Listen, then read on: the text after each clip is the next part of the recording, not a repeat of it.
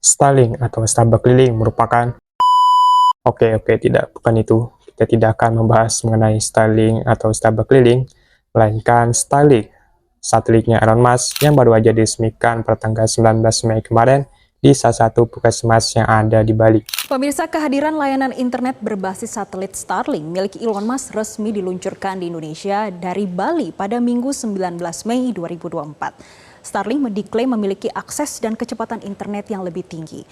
Nah, tapi di video ini kita tidak akan membahas soal review bagaimana Starlink itu, karena gue sendiri juga belum punya, dan harganya gue rasa juga cukup mahal gitu. Jadi kalau kalian mau melihat reviewnya bisa tonton di channel lain seperti Gadgetin atau Nandang MRK. Tapi di video ini kita akan lebih membahas mengenai apa sih itu Starlink, bagaimana teknologinya, dan apa tujuannya ada di Indonesia. Pertama-tama, apa sih sebetulnya Starlink itu? Jadi pemirsa, untuk Oke, sabar Mbak, biar saya saja yang jelasin. Jadi, apa itu Starlink? Starlink merupakan sebuah proyek pengembangan satelit luar angkasa yang dijalankan oleh SpaceX, yaitu perusahaan roket miliknya Elon Musk. Nah, tujuan dari pengembangan Starlink ini adalah untuk menyediakan layanan internet berbasis satelit dengan performa yang tinggi, cepat, dan bisa diakses sampai ke pelosok negeri. Dan apa yang membedakan antara satelit Starlink dengan satelit lainnya adalah karena Starlink itu mengorbit di 3 fase ketinggian yang berbeda. Mulai dari yang paling rendah itu sekitar 340 km dari permukaan bumi, kemudian 550 km, dan 1200 km. Yang mana di setiap fase orbitnya itu telah diisi oleh ribuan satelit Starlink ada di sana. Yang mana ini juga merupakan satu-satunya satelit dengan orbit terendah di dunia saat ini.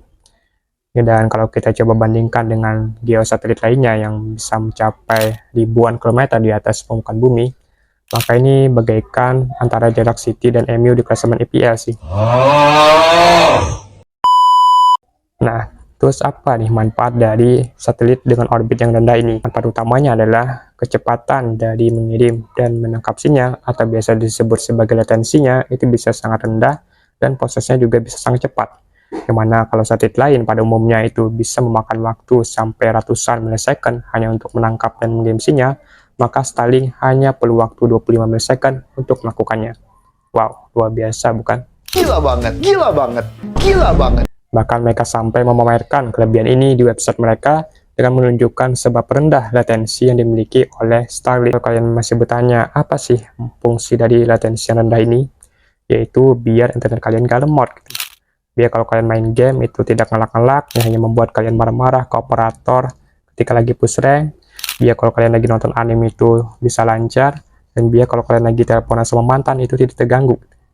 Demi kelancaran kau main Mobile Legend, main PUBG, kau bilang elek-elek itu.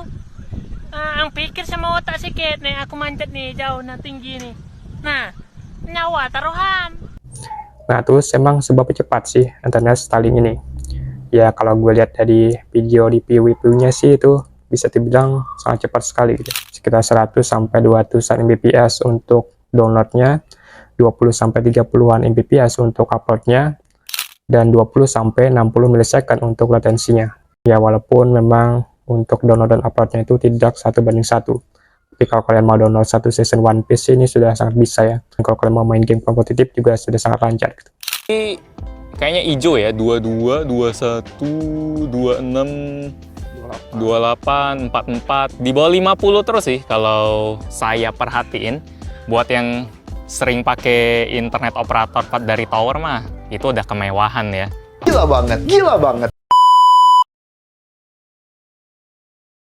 Lalu apa tujuan Starlink ada di Indonesia? Kalau kita mengutip dari perkataan Pak Luhut di media, maka tujuan Starlink Indonesia adalah untuk memperluas jangkauan internet dengan kecepatan tinggi, terutama untuk membantu di bidang kesehatan, pendidikan, dan kelautan. Nah, daerah seperti apa yang ditujukan atau diutamakan oleh Starlink ini? Yaitu daerah 3T, terdalam, terluar, tertinggal, terpuruk, terpenjara dalam gua. Dan dengan adanya Starlink ini, maka masyarakat yang tinggal di daerah-daerah terpencil seperti tadi, itu tetap bisa mendapatkan akses informasi dan kecepatan internet yang tinggi sama seperti penduduk yang ada di kota-kota besar. Nah, lalu kenapa Starlink kemudian bisa menjangkau daerah-daerah seperti itu? Ya, alasannya ada di orbitnya yang rendah tadi. karena selain bisa mengirim dan mendapatkan sinyal dengan lebih cepat, satelitnya juga bisa menjangkau daerah yang lebih luas gitu. Dan malah Starlink ini memang direkomendasikan untuk digunakan di daerah yang terbuka, tidak ada hambatan seperti gedung, baliho, jalan tol, dan sebagainya, sehingga sangat cocok nih untuk daerah 3T seperti tadi. Kalau menurut gue sih, Starlink ini sangat recommended untuk daerah seperti Kalimantan misalnya. Karena dijamin tidak ada hambatan, karena hutannya udah pada ditebang buat bikin tambang atau kebun sawit.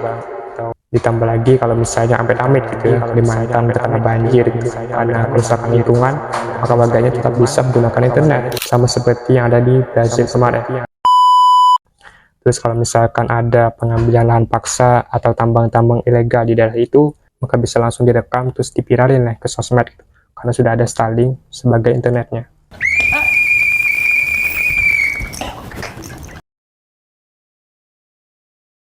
Nah, lalu bagaimana caranya kita agar bisa menggunakan layanan internet dari Starlink ini?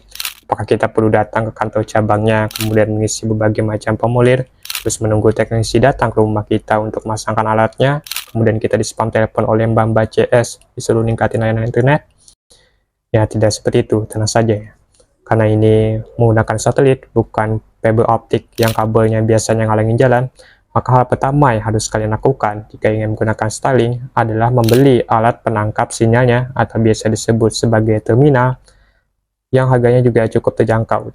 Cuma sekitar Rp4.680.000 saja atau setara dengan harga HP Samsung A35 dan 117 gelas Starbucks yang pasti tidak ingin kalian beli karena terafiliasi dengan Israel. Yang mana itu juga termasuk ke dalam harga yang sudah didiskon untuk saat ini sampai ke tanggal 10 Juni nanti. Jadi kalau kalian pengen dapat di harga yang murah, maka sekaranglah saatnya gitu. Nah, setelah kalian membeli alat terminalnya itu, maka langkah selanjutnya yang harus kalian lakukan adalah merakit terminal tersebut yang bisa dibilang juga sangat mudah dan simple. Ini nggak kelihatan serem sih, kita step 1 cuma pasangin kakinya, hadepin ke matahari, ke langit, terus ini pasang ke routernya, konekin ke listrik, dan download aplikasi. 3 doang. Slap. Nah, oke, udah. Udah gitu doang. Nah, kemudian pastikan ya, alat terminalnya itu lokasinya berada di tempat terbuka dan tidak terhalang apapun, dan kalau bisa langsung menghadap ke arah langit gitu. Jadi pastikan tidak ada pohon atau makhluk gaib lain yang menghalangi di atasnya, sama seperti yang telah kita singgung sebelumnya. Nah, kemudian setelah terminal dan alat listriknya itu terhubung, maka kemudian langkah selanjutnya yang harus kalian lakukan adalah mengunjungi website Starlink yang resmi untuk melakukan langganan internet di sana. Jadi kalau kalian telah membeli alat terminalnya ini bukan berarti sudah bisa digunakan itu internetnya, tidak. Kalian tetap harus membeli langganan paket internetnya dulu ke websitenya, yang mana bisa menggunakan akun khusus atau akun Google mungkin, gue sendiri juga kurang tahu. Tapi yang pasti di website tersebut kalian akan disediakan beberapa pilihan paket layanan internet, mulai dari paket residensia yang sangat cocok untuk kalian yang wibu atau introvert yang penggunaannya cuma di rumah doang, ataupun paket jelajah bagi kalian yang suka berpetualang mencari kitab suci, ataupun paket kapal yang sangat cocok untuk kalian yang suka menjelajahi samudera atau lautan untuk mencari harta karun One Piece.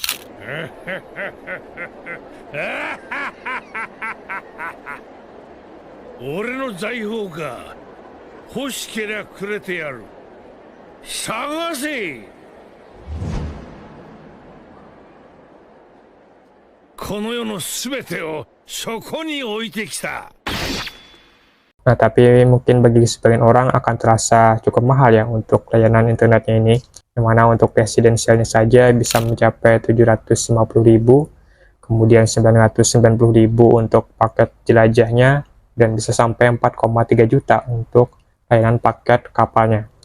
Dan untuk kapal ini juga ada syarat khususnya nih, berbeda dari dua pilihan sebelumnya, yang mana bentuknya terlihat seperti lebih datar gitu daripada terminal Starlink pada umumnya. Tapi apapun itu, menurut gue ini harganya sudah sesuai dengan kecepatan internet yang ditawarkan oleh Starlink itu sendiri.